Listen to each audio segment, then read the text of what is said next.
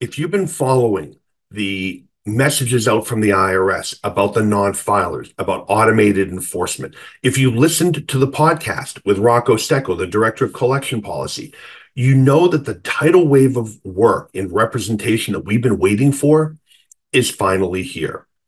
There has never been a better time than either to add this to your existing practice or build up this area of your practice. So, now is the time to join Tax Rep Network. So the question is, what is inside Tax Rep Network? Well, there's over 180 hours of technical training on everything representation you can think of. There's 40 hours of marketing training to help you build your practice. There are dozens and dozens of marketing pieces and assets that you can use in your marketing. You also have access to the help desk. It's unlimited consultations with us, not only for technical tax cases, but also our marketing team to help you grow your practice. You'll get access to the entire tax rep community through Tax Rep Social. It's our social network that is inside Tax Rep that you can talk with other members, share best practices, get questions answered, everything. You get access to the business lien database. Over 3 million businesses are listed in our lien database. You can look at your area, identify those businesses that have tax liens filed against them, and do some targeted marketing. You get access to the entire library of books. It's a no-brainer. So join over 500 other members around the country and start building your rep practice, add that extra 100,000 this year in 2024, and get back control of your professional life so you don't have the tax season grind, or at least you don't have to do it if you don't want to. So go to taxrepllc.com, come in, join us. There's no contract, cancel anytime, but we think you're going to find that we are going to literally transform your practice. All right, taxrepllc.com, and we'll see you inside. How do we move documents back and forth with clients that are secure, that we know we have backup, so we have continuity, and that we can organize folders so that the clients know exactly where to send us the documents, which documents to send, and save us hours of time instead of going through some 300-page PDF to have everything organized. We use SmartVault. SmartVault is a secure way to get documents back and forth from clients, and keep everything organized. And we've found that instead of 3 hours of onboarding clients with their documents for a collection case, let's say, and organizing everything, it takes us all of 15 minutes now, and everything comes in organized, right? If you go to smartvault.com/Eric/Green, you can book a demo with SmartVault. And if you tell them that you are affiliated with Tax Rep Network, they will give you a 20% discount. Okay. So go smartvault.com/Eric-Green. Tell them you're affiliated with Tax Rep Network, get a 20% discount.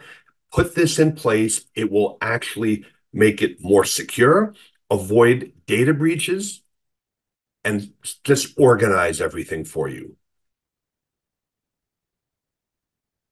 So how do we onboard clients? Make sure we get paid and not chase them. Now, you've heard on the podcast, I've talked about this. We get phone calls, we do an intake, we send a letter. We're too busy, all right? Out of sight, out of mind, right? So at the end of every year, we have 20 or 30 of these intakes that we never followed up and they never signed up. Well, we started using Ignition. Ignition allows us to automate the retainer agreement, getting all of our documents signed, getting the checklist out, all right, to the client. And if the client doesn't do anything, it automatically will follow up with them.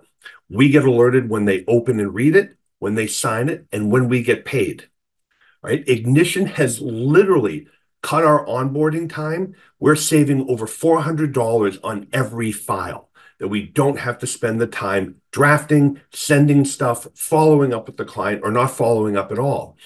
Last year, we went from, let's say, that 20 to 30 letters we had left over. Let's assume it was 25. We only had 4. All right. We closed 21, and with our average case being around $8,300, I'll take the extra 160,000 of work. Ignition will literally automate all of this, and you make sure you get paid before you do anything, whether it's a tax return, whether it's an offer in compromise, whatever. So right now we have a special deal for our listeners. Go to ignitionapp.info/Eric Green. Use the code TaxRep-1, and that will entitle a new customer to get 50% off for the first 3 months they use Ignition Pro or Pro Plus.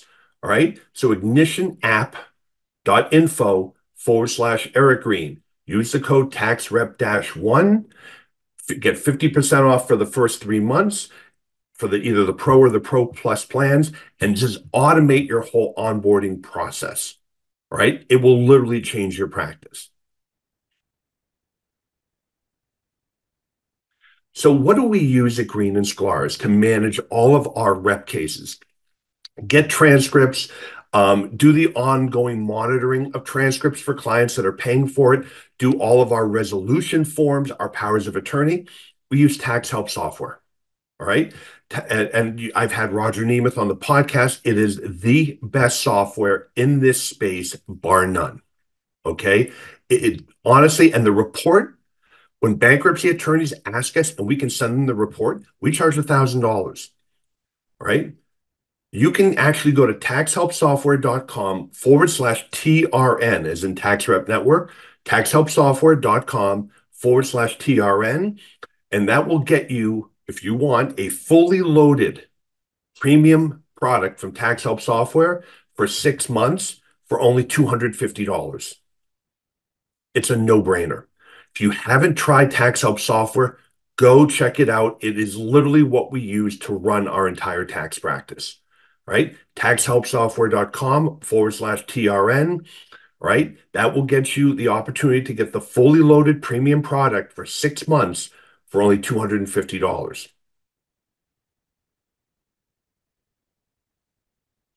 As you know from the podcast, S corporations and reasonable compensation of the owners of S corps is a hot button topic right now with the IRS. In 2024, they are going after S corps and reasonable comp. So, how do we make sure that our client is taking reasonable comp? How do we sell clients on converting from an LLC to an S corp? You need to have a reasonable comp report. If you do a 990, you're supposed to check that box that you have a reasonable comp report that backs up those salaries that are being taken by that nonprofit. Do you? The answer is RC reports. RC reports will break down exactly in line with what the IRS is looking for and what the case law says. It will go through what the owner does, the different duties, and how much time they spend. It will generate a report based on the size of their industry, the size of the company, and the geographic location. With that report in hand, we have never had an auditor challenge it. Generally, you give them the report that backs up the number. They'll flip through, and say, "Can we keep a copy of this?" By all means, that's your copy, and that's the end of the issue. Where clients haven't taken it, we have used RC reports to actually negotiate for what the real number is, because the government's going to get super aggressive and try to make everything salary. That's not the rule. All right. You can save $100 on the premium account for RC reports by going out to trn.rcreports.com. TRN is in Tax Rep Network, .rcreports.com. It'll save you $100 on a premium account. And again, remember, S Corp and C Corp clients, 990 clients, they have to have this. And this is something you charge for. This is a moneymaker for us. It's not another piece of overhead. I think it cost us with a discount like $1,300 or something like that, because we get the premium product. We run many reports. We're charging, between $750 and $1,000 at a clip. We'll bring in somewhere between 15 and 25,000 on that software. Right? This isn't just some overhead we're going to eat. Clients who want to have an S Corp, C Corp, or have a 990, they need to pay for this. It's part of the deal. They're expected to have it. So trn.rcreports.com, go save $100, right? Implement this, And trust me, not only will you make money with it, you will bulletproof your clients' returns and allow you to sleep much better at night. Hey everyone, thank you for joining us for this week's Tax Rep Network podcast. I'm Eric Green. Joining us again from File Forms is Frank Tumminello. I think this is an important topic, Frank, and there's a lot going on. But the Corporate Transparency Act. I know everyone who's listening, we've talked to you about File Forms. Frank's been on before. I think Kenny was on when we were talking about the ERC. Yep. But there's been a case out of Alabama questioning the constitutionality of it. And so I've been getting bombarded with, well, Eric, what do I do? So both from my own clients, but from accountants who their clients have read about this or they're hearing it on the internet. Now they're like, well, what do I have to do? Or should I do anything? So we have a lot to cover, but Certainly. yeah, no. So Frank, do you want to just give everyone a quick 30 seconds on this case out of Alabama? Yeah, certainly. And it's good to be speaking with everyone today. My name is Frank Tumminello. I'm CEO and co-founder of File Forms. We're a beneficial ownership information reporting solution. We work with accountants, lawyers, family offices, real estate professionals, and directly with small businesses to efficiently file the beneficial ownership information reports. Many folks should certainly have this top of mind because it is new.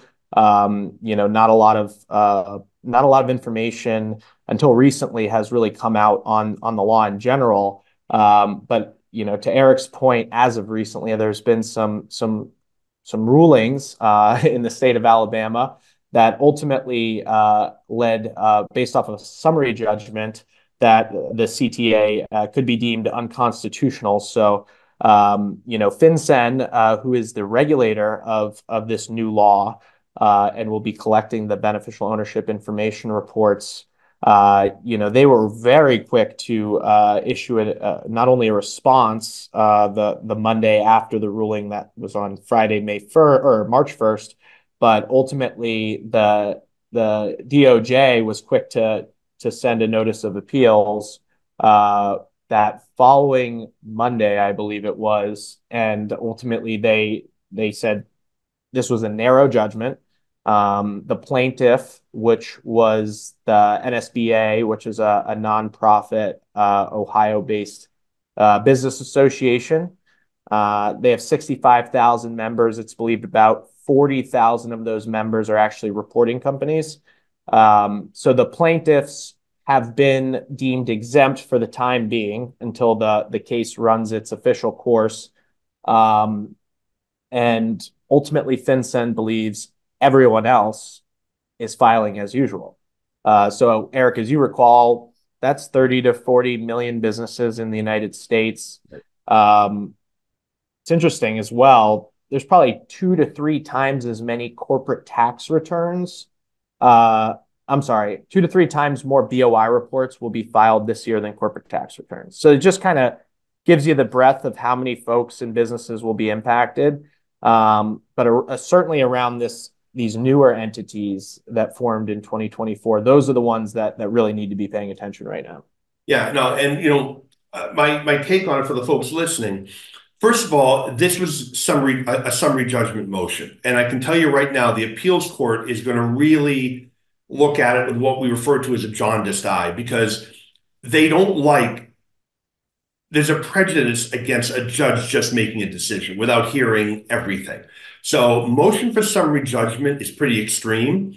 I expect it'll get remanded, is my thought, is they're going to overturn it and remand it back. You got to have the whole hearing. You can't just make a motion summary judgment. Even if it is upheld, it will go to the Supreme Court because it's too big.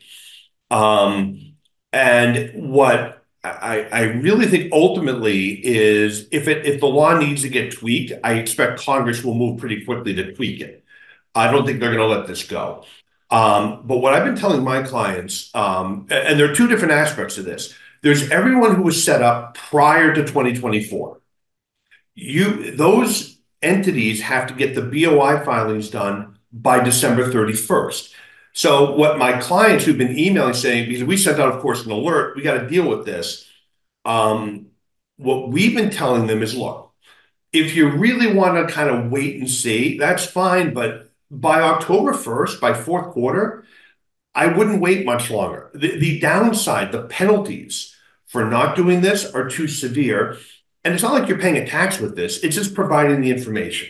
So I'm inclined myself, and what we've been telling our clients is if you want to wait, by the way, we're filing them.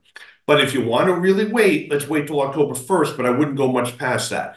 Anyone who sets up an entity, Frank, and we should talk about this in 2024, as a reminder to everyone, they have 90 days to get this filed.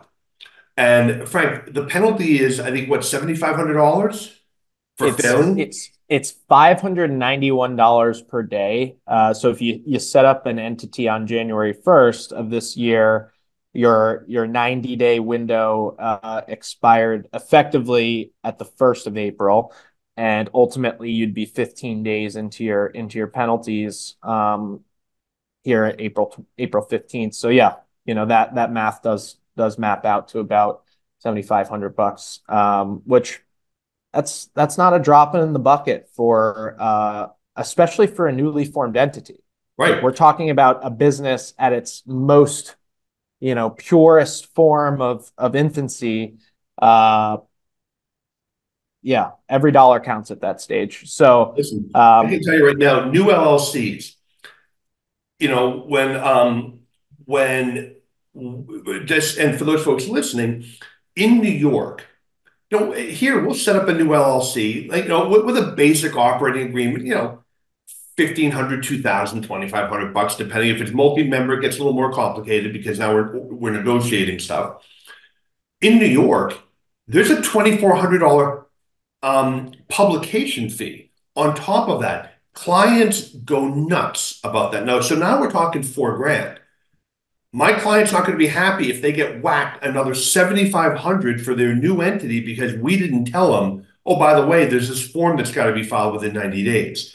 So I think, if for those of you listening, if you have clients that set up new entities, I would not hold out in the hopes that this law becomes unconstitutional. I would get that filed because Yeah, I those mean, at a fines are certain going to, point, it's yeah. harder to run away from it than to just do the work. That's what we guide folks. And granted, those are the new formations. And I think a lot of folks might be surprised by this stat, but there's about 500,000 new formations every single month. So we're talking about big chunks of businesses that probably are not reading the law daily. They're envisioning what their business strategy is going to be. They're forming the business and ultimately leaning on their advisors to get them all set up. So it's the last thing that's going to be on folks' mind when they're just starting off their business. And I think a lot of folks don't really appreciate that. Really, since COVID, there has been a huge uptick in the amount of folks starting businesses. It's 2023 was a record-breaking year. There were 5.5 million businesses created in 2023. Well, I mean, there's a lot to unpack there. I mean, I think first of all, so I was at a talk years ago at NYU, and it was the future state of the digital workforce, and they were predicting that the world would become more like LinkedIn. In other words, this day and age, I don't want to take commercial space. I don't want to pay for it. I don't want the benefits and the overhead. So you know what? I'm going to set my IRS rep practice up, but I don't need a whole, the old days of a pyramid, right? All the staff, with the money. Why? I can go out and say, you know what? Hey, Frank, can you come work on this project with me? Frank, you're your own business. You come in, I can pull together my dream team. We do the project and everyone's off on their own. I'm not paying for space, benefits, overtime, all that other stuff. So the prediction is more and more where they were going with this is that people are going to have to become their own business. I'm going to do my own marketing, my own books and records. I'm going to be, what is it, a cook, chef, bottle washer and janitor or whatever. So yeah, I'm not surprised more and more entities are being formed as people start doing more stuff on their own, side hustles, whatever. The other thing I've been telling folks is on the accounting side, if you have folks who are making money and they're a sole proprietor, set up that entity, convert to an S corp. I do a lot with RC reports. You can run the report beforehand and really save your client a lot of money, which is all great. And I know a lot of accountants are like, I can do this. We don't need to go get a lawyer. It's a single member LLC. I'll do it myself. Now we're getting into dangerous waters because of this BOI. There's no lawyer involved to say, oh, by the way, we got to do this. There are a lot of accountants who are aware the malpractice carriers will not cover this. They view it as legal work, which is why, to bring this full circle, why I've been so hype on file forms. The accountants that have called me are members. I'm like, go to file forms. They have attorneys on staff. Send your client over there. Let them do it because one, you can't charge enough. Honestly, I think to make like a living at this. Two, it's one more headache for the accountants. They're better off focusing on what they do best, making sure the client is covered and making sure it gets done right.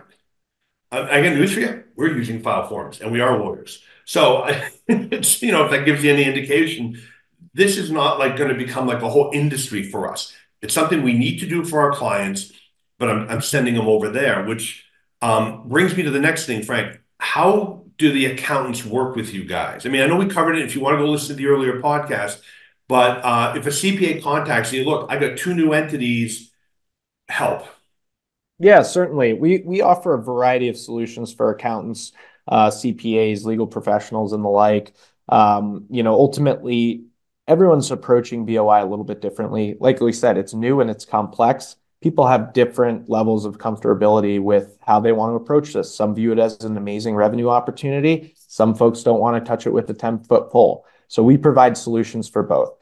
One solution that we do provide, and I'll lead with it because it's our easiest solution to get started with, is our referral program. Our referral program allows you to monetize the BOI opportunity, but without assuming any of the risk whatsoever. So effectively, what file forms can do is provide you with the ability to completely outsource BOI and collect, if you're interested, a revenue share on the work that we do, and get that for referring us the clients. So we can white label a landing page that will allow you to have a trusted source to direct your clients, ultimately seeing your logo next to our logo, or even just your logo, or no logo, depending if you're in the other camp of wanting very little to do with BOI reporting. But that link that we provide our accounting partners effectively allows them to spread education, spread awareness, and ultimately provide a solution so that clients can get this work out of the way. I'm not sure if folks on the call or on the podcast are aware, but FinCEN estimates that a typical BOI report coming in cold will take 2 to 3 hours per report. So that's quite a bit of time for a business owner. It's certainly a lot of time for a legal professional who may be charging hourly. So, to take that 2 to 3 hours down to 10 minutes, which is what our platform provides, allowing folks to file directly with the government in that amount of time, is obviously a huge time savings. And I might add as well that we were one of the first government approved e-filers, third-party e-filers of BOI reports. So we now have a direct integration with FinCEN's database through their API. Not a lot of folks in the industry were benefits of that integration, and because we were one of the first in this industry, we were very proud to be able to get that access. So our referral partner program is terrific. Then we also provide a pro solution. So if you're like, wow, BOI is broad reaching, it's going to impact 40 million businesses this year. I know my client base well. We work with thousands of entities. I mean, over the course of this, building this business, we have met these real estate clients who have thousands of entities, and it's remarkable how many of them are managing this work in Excel spreadsheets and relying on their legal professionals to have the share drive updated with the operating agreements and the EINs handy. They don't have a system in place for BOI until they meet file forms, and ultimately, our pro solution allows accountants to actually have multi-user access into a single instance of file form so that the firm can all access the information on the clients, manage the information on behalf of the clients, send invitations to clients that might be a little, might have the ability to manage the process on their own. We provide a lot of configuration, customability in the workflow so that ultimately, depending on how you want to provide BOI services at your firm, you can do so, or at least educate your clients on the opportunity. Because along with becoming a partner of File Forms, we also provide a good amount of educational services, such as marketing collateral, graphics, different tools, webinars. So Also, if folks have an issue where they don't know if it needs to be filed, for instance, one of my very first members who got on board with file forms actually called me and said, look, I have a client, they have an LLC, there are two individual owners, but then there's a trust, and the trust actually has other beneficiaries. Do I need to file for them? And we were to start researching it. Folks that come to you, you guys do have attorneys who can make those calls, right? I mean, that's right. it's a different level of service, obviously, and your client's going to pay for it. Yeah, we are a technology company at our core, but at the same time, we know this is new, this is complicated, and many a times there isn't a way of providing a technology for every situation that exists. So, because we kind of anticipated that need, there are CPAs, attorneys on staff at File Forms that effectively can provide that more hands-on service. Many a times, private equity firms, family offices, sophisticated portfolios of businesses with complex legal structures do need that level of service to get things right. And then with our what we call our premium offering, which includes those consultations and legal opinions from our team, we do get the information correct into our platform. So then going forward, the monitoring services that we provide of the data, because remember, this is a 30-day reporting requirement if there is a change of information. So if you think there are entities in a portfolio of one of your clients that has multiple owners on it, which is quite popular, having a tool that actually monitors the information is critical, because within 30 days of a change, you need to refile a BOI report. And unfortunately, on the FinCEN portal, you're not able to store any of your information. So you really do need a technology solution that's going to able to monitor, provide reminders to your owners, to your clients. Hey, did your ID expire? Hey, was there a change of address? Was there a change of name? Have you hired or fired a C-suite executive? All of these different things happen regularly in a business. You can count on it. And to have a solution that's reminding you and monitoring, say, for example, when an ID is going to expire, and then give you the easy ability to make a single change as opposed to having to start on a blank form with FinCEN, single change, refile, few clicks of the mouse, saving a ton of time and mitigating a ton of risk. And so, for everyone, we're going to be doing a webinar on this topic on May 16th. I'll put a link in the description below. It's free. You can join us. We're going to walk through this. They have File Forms has great resources. I'm going to actually create a handout from some of those so you'll get that when you register. But this is going to be a hot topic for a long time. Yeah, we just want to help businesses become aware as much as we can. We appreciate that accountants, lawyers, they're very busy, especially this time of year. This is a great summer project for folks who want to serve their clients, and even maybe differentiate themselves from other providers our clients might be working with. I think there's a huge opportunity to establish trust within your client base by serving their BOI needs. And as Eric mentioned, we do a variety of different services, foreign bank account reporting. We work with a lot of partners on new formations and annual reports and registered agent services. So ultimately, we feel like there's a void in this new formation slash BOI slash all non-tax compliance, and we feel like we can really help and serve the practitioners who need resources there. So certainly want to be helpful on the new formations in the near term and spreading education to all those legacy businesses that ultimately will need to file by the end of the year. One of the most interesting stats, Eric, is the fact that at the end of the first quarter, there were only 1.2 million BOI reports filed total out of 32.6 million, which is the FinCEN estimate, which, might I add, I believe their methodology for calculating that is flawed. It's dramatically understated. But nonetheless, say we were going to go with the $32.6 million number, that is barely 4%. I think just under 4% of total reports that need to be filed. So call it 97% of the reports that will need to be filed by the end of the year still have not yet been filed. So what does that tell us? It means no one knows this is happening. Right. At least that's what it means to me.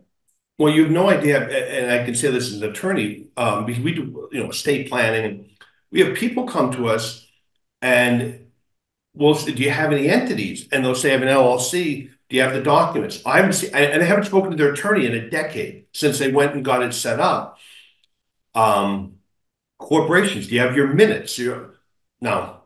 And so it is an opportunity for the accountants, trusted advisor, to say, hey, there's this issue, because I can tell you right now, there are a lot of people like, well, why didn't my lawyer tell me about this? There are a lot of attorneys who will set up an entity, but they're not corporate lawyers. They're the general I don't want to say run of the mill, but you know what I mean? General practitioners who, yeah, I'll set up a single LLC. They're not on top of this. They're not thinking about it. They're certainly not contacting those clients from 15 years ago. So no, it's an opportunity for the accountants to get involved in this. And file forms allows you to do this without getting involved in the practice of law. I don't really know that it's the practice of law. I understand why the malpractice carriers are concerned. Remember, we were talking about making a legal judgment about who needs to be, on the BOI form. So I kind of get that, but either way, knowing malpractice carriers aren't going to carry it, aren't going to cover this. File forms is a way to do this, get paid, and outsource the thing. Help your client get paid and don't put yourself at risk. So, yeah, so in the description, what I'm going to do, I'll put a link to file forms for those of you who've not checked it out to go do that. I'm also going to put a link to the webinar. It's free, May 16th. We're going to spend a lot more time going through this and what this looks like. Yeah, Frank, any final thoughts? I just want to add in terms of opportunity and how to think about BOI, just in closing here. In FinCEN's final rule, they estimated that the total cost of this new law would be approximately $22.7 billion in the first year. So think of that, for everyone on the podcast, as your total addressable market in the next 8 months. $22.7 billion opportunity. By proactively serving your clients' needs, by educating them on something they need to do. I couldn't think of a better way of serving our clients, in 2024 and beyond, because for that matter, it's here to stay. This is a perpetual filing need, where the government's doing their best approach to elevating the reporting standards of the United States, ultimately to prevent, terrorism and money laundering and a lot of the illicit crimes that go on as a result of these shell entities that do exist. But just to couple that statistic with another, they also anticipate that BOI reporting will consume 126.3 million hours worth of time. So why waste time when you can be participating in the $22.7 billion opportunity? Remember, we take this filing process down to 10 minutes versus 3 hours. We really tried to create a situation where everyone can win. And, we want to help you win for your clients and allow them to get back to running their business successfully. Yep, no, and we actually created a letter for our tax rep members to send out to their clients, alerting them to this, contact us, and they can get those folks over to file forms. Again, get paid, the clients are taken care of, no malpractice risk. So Frank, listen, thank you for taking the time. Everyone, thank you for listening in. Go check out the links. Again, one, you can go out, check out file forms. May 16th, we're doing that webinar. And listen, I'm glad everyone's done with tax season, and take a breath, and now look at a new opportunity to add some revenue. I know a lot of accountants are going to be probably, getting ready for their vacation as it's well earned over the next week or so. Maybe if you're sitting on a beach somewhere enjoying yourself, start reading up a little bit on BOI and the opportunity that will hopefully take care of your next beach vacation. So yeah, we're more than happy to schedule times to spend one-on-one with you all and show you our product. There's a lot of great resources on our website, and at a minimum, we want to be a trusted source of information and education. And if you choose to partner with us, all the better.